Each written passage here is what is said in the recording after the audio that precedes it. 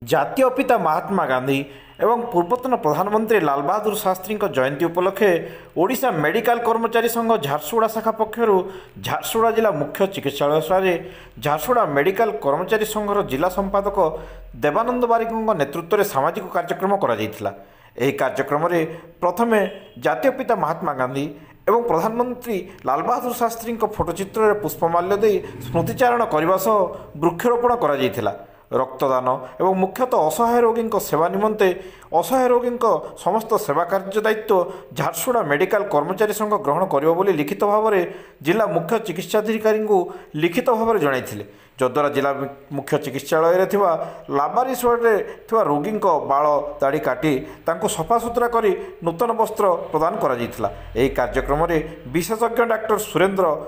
ଡୁଙ୍ଗୁରୀ, ଡାକ୍ତର ଆଶିଷ ଅଗ୍ରୱାଲ, ଆଶା ଦିଦି ରାଜେଶ୍ୱରୀ ନାୟକ, ରାନିମା ନାୟକ, ହେଲ୍ପଲେଟ୍ ଆଟେଣ୍ଡାନ୍ସ ସହିତ ରୋଗୀଙ୍କ ସମ୍ପର୍କୀୟ ଏବଂ ସଂଘର ଶ୍ରୀ